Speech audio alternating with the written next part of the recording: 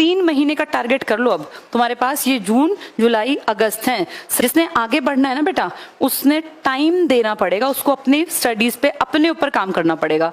तुम अभी बिल्कुल कच्चे हो, ये मान के चलो, तुम्हें कुछ नहीं आता, चाहे तुम्हें कितना ही कुछ आता हो, लेकिन फिलहाल में तुम अपने आप को जीरो मानना। इस जीरो को अपने ऊपर काम करना पड़ेगा।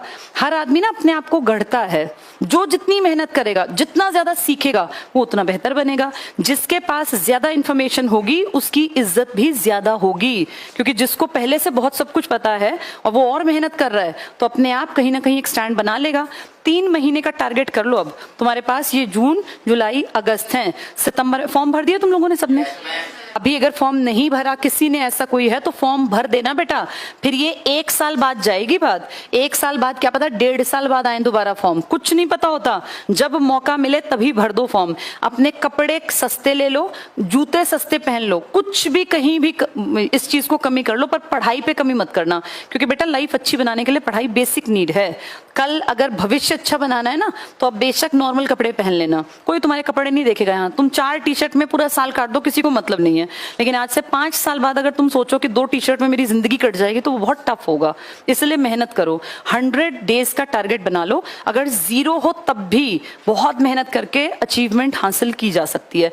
पढ़ना जरूर पड़ेगा, टाइम पास करोगे तो कुछ नहीं होना। डेली आना, 3-4 घंटे पढ़ना, घर जाके फिर 3-4 घंटे पढ़ना। 8 घंटे जो पढ़ेगा ना, मेहनत जो करेगा, अपने आप किस्मत उसके आगे आगे भाग लेगी। अब देखो तुम, ये नीलम संजीव रेड्डी कहाँ चले गए थे? ये खेती करने लग गए थे ना, उठ के देख लो, यहाँ पढ़ाए जा रहे हैं। अब अगर खेती करते रहते तो वहीं रह गए थे। मौका मिलता है जैसे, तो मौके को आगे से पकड़ा जाता है ना। ये मरते, कौन मरे थे?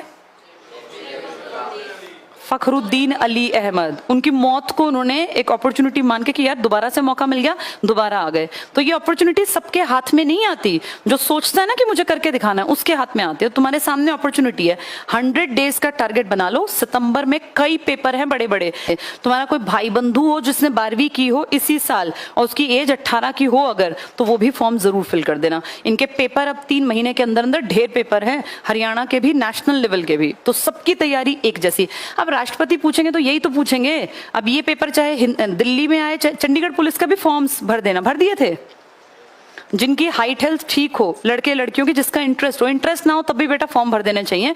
क्या पता किस्मत कहाँ जोर ले जा रही हो, कहाँ तुम्हें ले जाना चाहती हो।